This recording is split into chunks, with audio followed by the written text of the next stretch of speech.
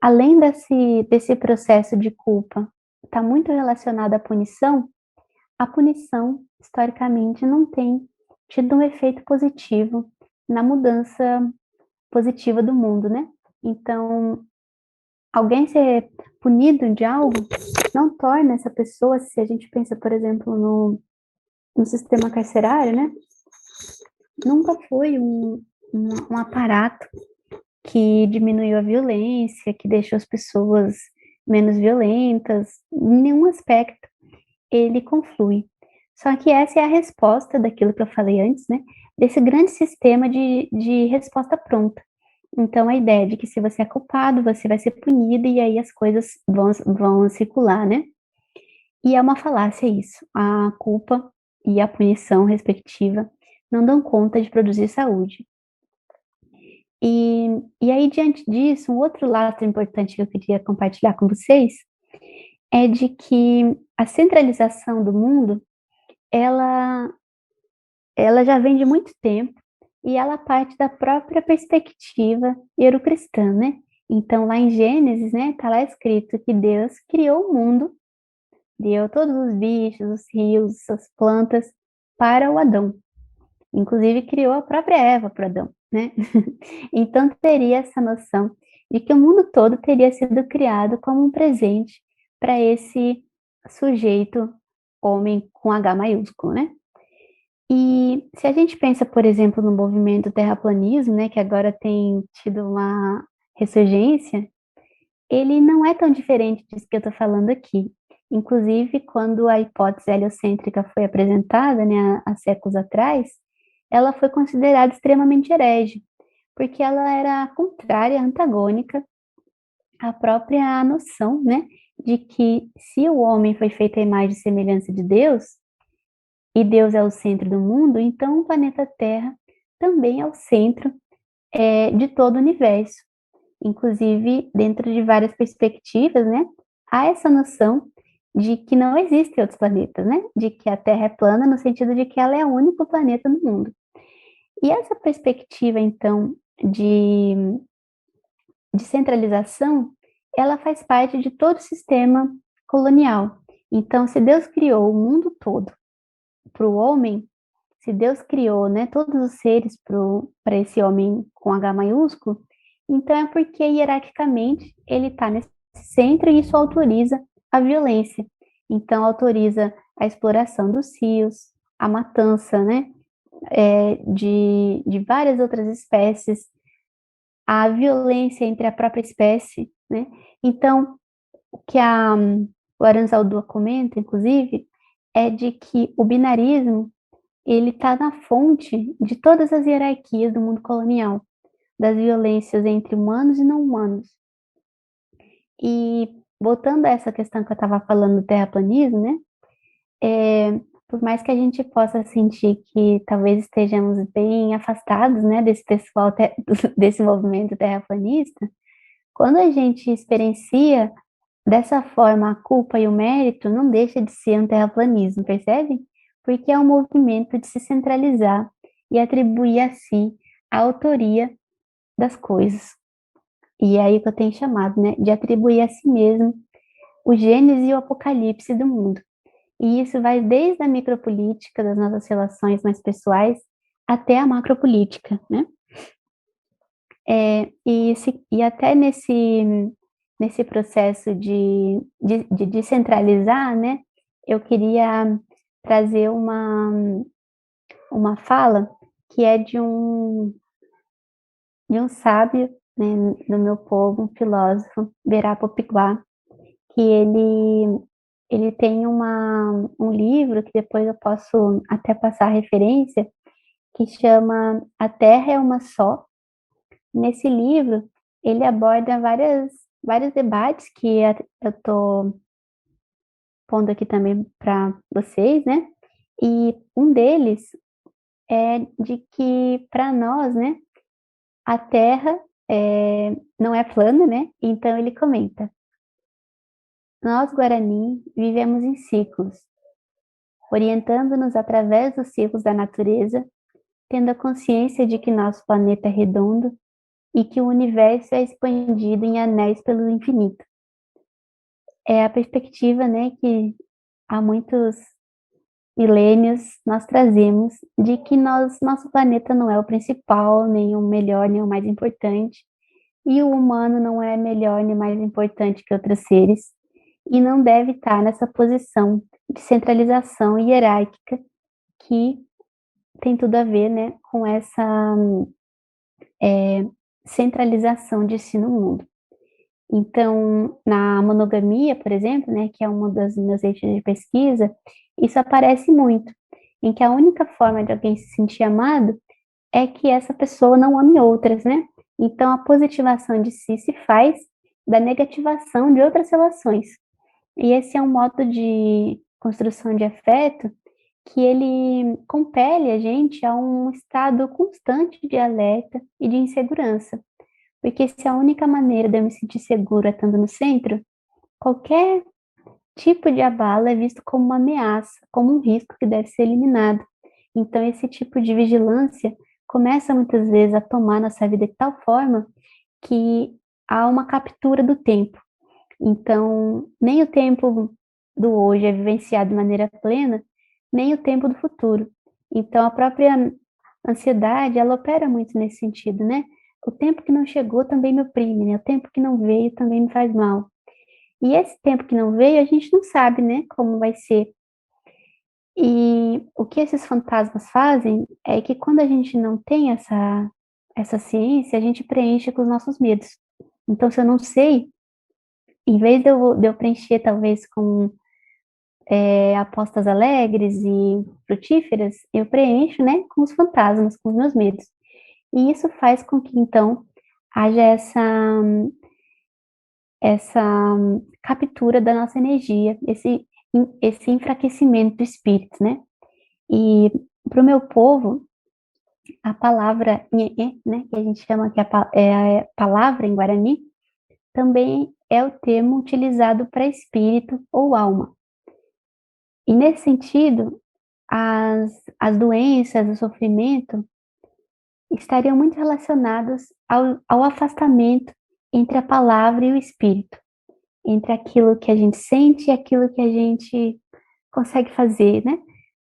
E isso também é um debate existencial muito amplo, né, no Ocidente, no dito Ocidente, que é essa narrativa que a gente faz de si, que não necessariamente a gente consegue colocar em prática, né? E aí muitas vezes a gente não consegue colocar em prática e se pune por essa ideia de centralização.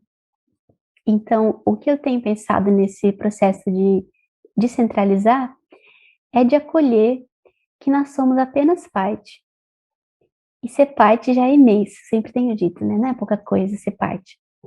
Não estar no centro, não ser o principal, não ser o único, não ser o mais importante, o mais bonito, ou qualquer coisa que a gente possa atribuir, não é motivo de tristeza, mas é motivo da gente abraçar nossa saúde, lembrando que se cada ser é único, toda comparação é metodologicamente um erro, né? Então, eu até trago o exemplo da lesma, né? Que é um bichinho que, em geral, as pessoas associam a lesma, a tartaruga, enfim, a algo lento, devagar, né? E aí eu tenho feito esse exercício, né, de convocar outras perguntas. Então, assim, a lesma, ela tem o tempo dela, não é o tempo, por exemplo, de um tubarão nadando ou o tempo de um pássaro voando, até porque ela não é um pássaro nem um tubarão. Então, exigir da lesma que ela voe como um pássaro ou nade como um tubarão é exigir dela o impossível. E o impossível cria na gente esse afastamento que eu estava falando, né, entre a palavra e a alma, entre essa conexão entre aquilo que a gente dá conta de ser, daquilo que a gente consegue ser e aquilo que nos é exigido. E esse tipo de demanda, muitas vezes, é uma demanda impossível e é também responsável, né, pelo nosso sofrimento, como esse peso insuportável que a gente não dá conta de carregar. E aí, voltando para a questão da autonomia, na minha perspectiva, a autonomia não deve ser compreendida como autossuficiência, porque a autossuficiência, muitas vezes, ela se mistura com essa centralização, né? Eu dou conta de tudo, eu faço tudo, eu me basto. E o que nós temos dito, né, é que nós precisamos do vento agora para estar aqui respirando, precisamos da água, precisamos do alimento, a gente precisa de tudo e de tanto, o tempo todo, desde antes da gente chegar até depois da gente ir ou se transformar em outros seres, né? Mas a dependência nos constitui. E é importante reconhecer essa dependência, porque reconhecê-la é reconhecer também a nossa pequenez. E aqui eu lembro de uma frase do parente Daniel Munduruku, que ele diz, né? Não devemos nos importar com as coisas pequenas. Todas as coisas são pequenas. E é uma ideia muito forte, né? Que a gente leva ela a sério. Mas é justamente nesse sentido de descentralizar, né? O nosso tamanho como algo que é menor ou maior, mais rápido ou mais lento do que outros seres.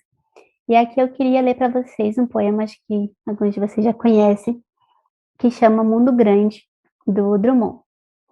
Não sei se eu vou ler todo para também não cansar vocês, mas eu vou ler aqui uma parte. Não, meu coração não é maior que o mundo. É muito menor. Nele não cabem nem as minhas dores. Por isso gosto tanto de me contar. Por isso me dispo, por isso grito. Por isso frequento jornais, me exponho cruamente nas livrarias.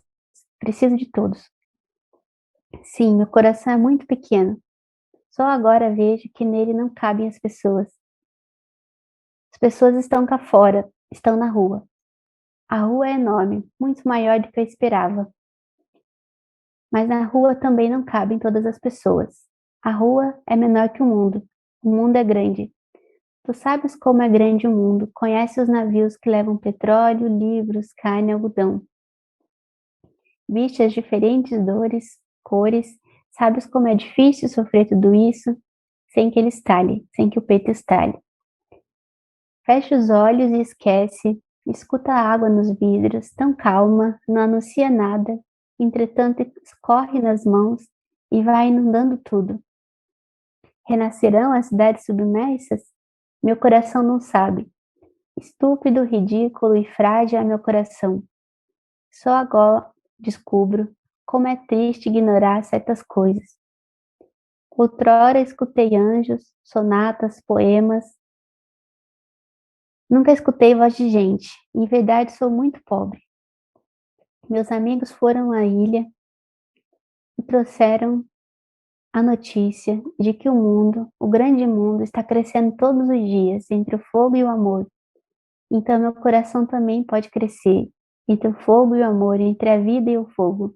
Meu coração cresce 10 metros e explode. Ó vida futura, nós te criaremos. E eu acho que esse poema dialoga bastante, né, com o que a gente está debatendo, que é essa noção, né, de que o nosso corpo, né, o nosso tamanho é muito menor do que essas ficções coloniais nos apontam de que a gente deveria dar conta de tudo, né? Então, seguindo, né, esse processo, uma dos caminhos, né, que eu tenho pensado é de que como que a gente constrói, né, esse percurso de autonomia, com que referências que nós conseguimos, né, trazer esse pensamento. E eu tenho pensado em duas chaves que eu tenho chamado de refrigerante e restaurante, não no sentido usualmente posto, né, que é da bebida e do lugar onde vai para comer, mas essas palavras no sentido mais amplo. Produz autonomia na gente aquilo que nos é refrigerante, né, aquilo que nos traz refrigério, que nos refresca, e também aquilo que é restaurante. E muitas vezes essa restauração do nosso corpo-território, ela não vai ser esse processo de cura das feridas e elaboração delas, nem sempre vai ser um processo fácil e leve, mas o próprio percurso dele nos aponta que nem todo sofrimento é ético. Muitas vezes a gente é levado a acreditar que se a gente está sofrendo, a gente está certo. Só que a gente pode estar sofrendo e esse sofrimento ser real e concreto. e mesmo assim, ele não partir de uma base ética. Eu até lembro, pensando aqui no caso dos bolsominions, né? Se eles têm um sofrimento com a ditadura gay ou com o comunismo, não nos cabe questionar a veracidade desse sofrimento, mas lembrar que esse sofrimento parte, então, de uma certa ficção de mundo, que é uma ficção colonial. E o problema não é que seja uma ficção. Acho que as ficções podem ser ferramentas muito interessantes da gente se relacionar com o mundo. O problema é que essa ficção em específico promove a desigualdade, a morte, a violência, né? Então, se o sofrimento não é uma bússola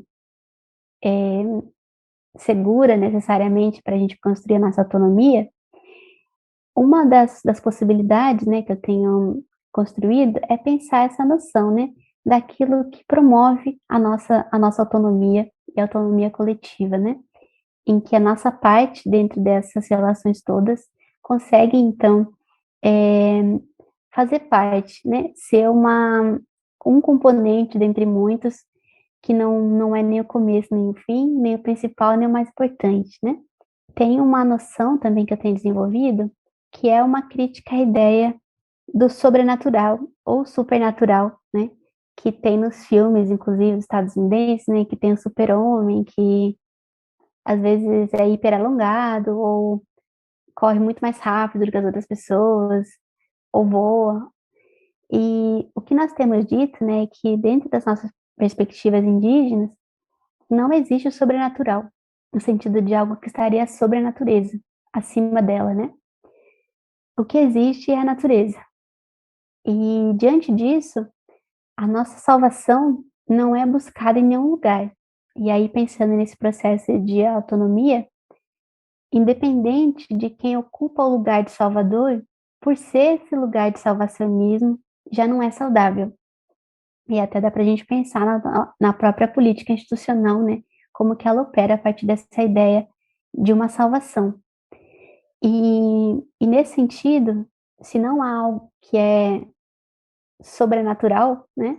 O que nós temos é uma busca não acima, né? Uma busca no céu, no paraíso, mas é a busca da saúde embaixo, né? Na terra. E essa busca da saúde envolve a gente não mais lidar com o nosso corpo como nosso inimigo, mas como um território que deve ser cultivado com carinho, com cuidado e generosidade.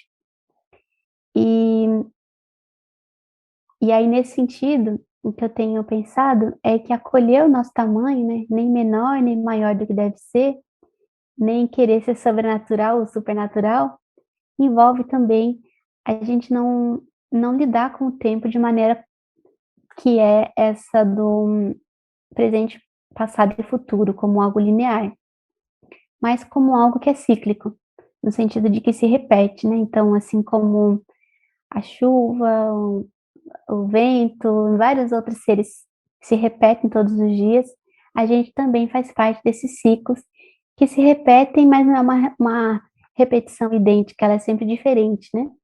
E aí uma ideia também que eu tenho pensado é de que no cristianismo, muitas vezes a forma de suportar essa vida é imaginar que ela vai acabar, né? Então, às vezes as pessoas até falam, né? Foi dessa para uma melhor. Na ideia de que a única possibilidade de ter saúde, serenidade ou alegria é nessa vida que vem depois, né? E ao contrário disso, nessa perspectiva aterrada, né? Entranhada na terra que a gente traz, é de que não tem vida futura, nem vida passada, nem essa ideia, né, de um Cronos marcando a vida, mas é algo que é cíclico.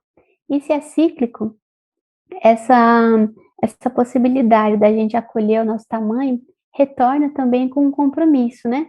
Se eu não quero que a minha vida se repita, que as coisas aconteçam de novo, será que isso não aponta para uma fragilidade dessa vida, né, no sentido da sua saúde? Porque as coisas que a gente gosta, no geral, não tem problema que elas se repitam, né? Um doce que a gente achou bom, ou um banho de mar, ou qualquer coisa que a gente tem um envolvimento positivo, não é um problema que se repita. Então, essa repetição desse sistema colonial, ela nos oprime muito porque é a repetição da violência, né? A repetição daquilo que nos rouba de nós mesmos. Então, esse processo de retomada, né, de si mesmo, ele envolve essa descentralização, né, e envolve também acolher esse nosso tamanho, sem lidar com o nosso corpo como um inimigo. E aí que eu queria concluir com uma fala da Maria Sabina, que é uma curandeira mexicana, que ela diz: cure-se com a luz do sol e os raios da lua, ao som do rio e da cascata, com o balanço do mar e o som dos pássaros. Cure-se com menta, com eucalipto. Adoce com lavanda, alecrim e camomila. Abrace com feijão de cacau e com a pitada de canela. Coloque amor no chá em vez de açúcar e beba olhando as estrelas. Cure-se com os beijos que o vento te dá e os abraços da chuva. Lembre-se, você faz parte do remédio. E eu acho muito, muito lindo esse trecho assim, né? Para a gente lembrar que a cura do território, da terra, também é a nossa própria cura e vice-versa, né? E a gente faz parte dele. Geni, eu queria. Eu anotei algumas coisas aqui que você falou que eu gostei bastante. Acho que tem um ponto assim que eu gostei, que eu queria, não sei se ouvir mais, na verdade, falar, que é sobre o suporte, como você falou, do suporte para a criação das respostas não prontas, né? Então, como a gente pode se apoiar para sair das respostas prontas e tentar se envolver, né? Como você falou, se criar, ou, enfim, como que seria falar sobre isso, assim. Eu acho que, eu sinto que para a escola de autonomias mesmo, é um processo que a gente quer tentar construir, assim, junto, e ao longo dos encontros, assim, conversando sobre isso. E, não sei, eu acho que é um ponto importante, sabe? Ficou ressoando, assim.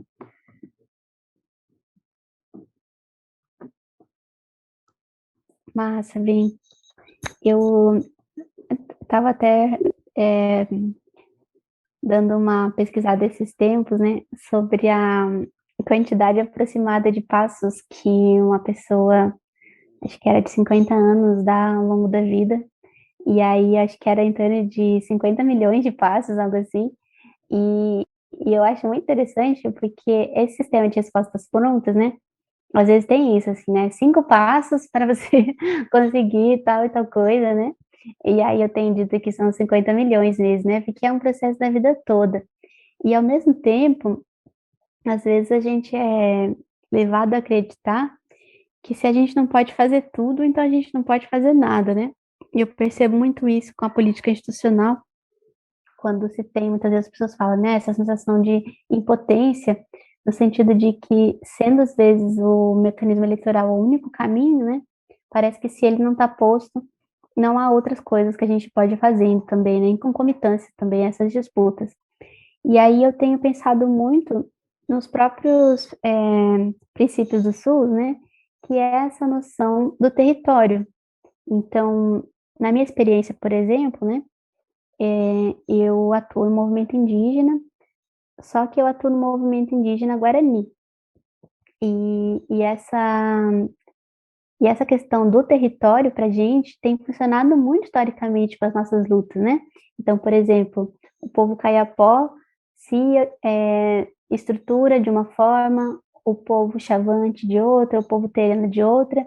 E, claro, tem um movimento indígena que envolve todas as etnias, mas cada povo tem essa forma de luta, né, essa forma de se é, é, traçar esses percursos, né, de resistência.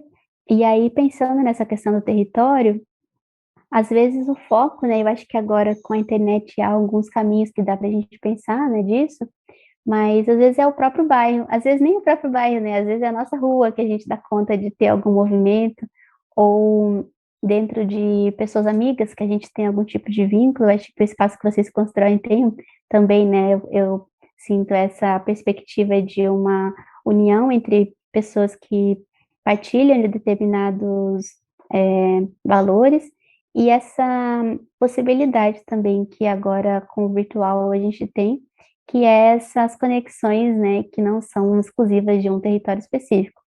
Mas apesar dessa potência, né, desses encontros online, uma questão que eu penso é que é muito isso, assim, de traçar, né, como eu estava falando do SUS, essa questão do que aquele bairro tem de especificidade, né, o que aquela, ou aquele grupo tem, né, se é um grupo formado por mães, por exemplo, se é um grupo formado por pessoas mais velhas, né?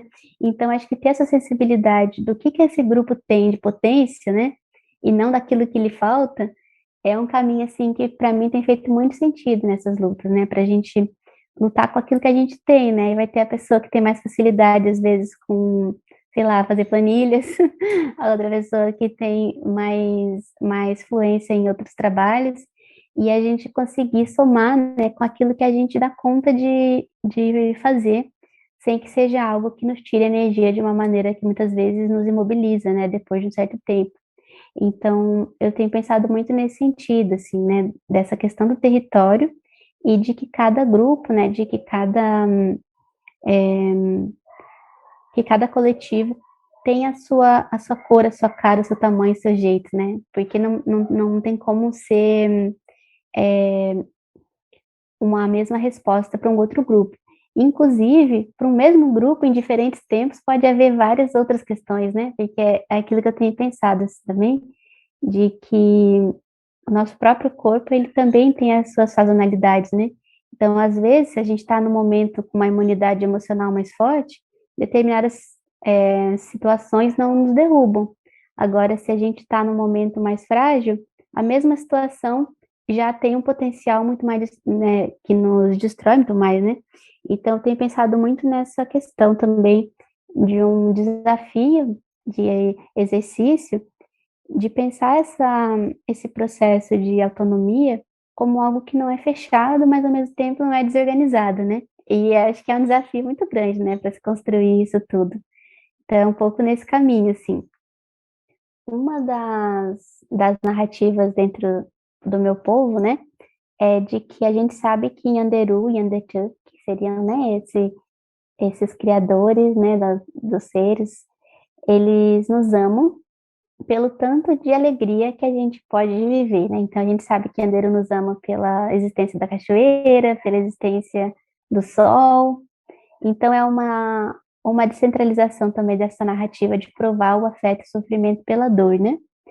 E aí eu tô dizendo isso porque, por exemplo, e eu acho de um presente muito lindo que a gente tenha, por exemplo, fome, né? A gente sente fome, só que essa fome pode ser sanada de um jeito muito gostoso, que as comidas poderiam ter o gosto de pedra, né? Todas elas ter o mesmo gosto, ser do mesmo jeito, mas a natureza nos dá esse presente da gente depender do alimento e ser uma dependência literalmente gostosa da gente ter, né? Ou da gente estar com sede e ser gostoso tomar água, né? Então não precisa ser um processo de tristeza, né? Um processo de angústia. A gente se dá conta de que precisa de outros seres para estar vivo. E aí essa questão da autossuficiência é no sentido mesmo, né, de que não tem como a gente dar conta de si mesmo, porque o nosso próprio corpo não termina na pele, né? Então, eu tenho pensado muito nesse caminho, né, de que agora mesmo, enquanto eu estou falando com vocês, né, tem sei lá quantos, né, vírus, bactérias, tem micro-organismos, né, e eu nem sou dona desses seres, né? Essa ideia de que a gente é dono do nosso próprio corpo, ela é muito ambiciosa, a meu ver, né? Tem muita coisa que acontece no nosso próprio corpo que não está, né, nesse controle supostamente mental da nossa vida. Então, a gente não está mesmo nesse lugar de ser autossuficiente. Ao mesmo tempo, reconhecer que a gente é parte desse processo nos convoca a uma responsabilização, né? Então, não é porque eu não sou culpado que eu não sou responsável pela parte que me cabe, né?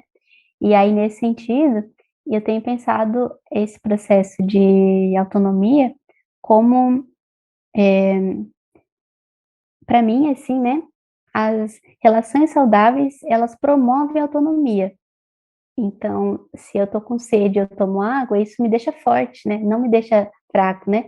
Então, é um processo esse de pensar essa dependência que nos constitui no mundo como algo que faz parte de todos os ciclos, né? Não só de nós, da nossa espécie, mas de todas as outras também, né? Então, é um pouco nesse sentido, assim, que eu penso.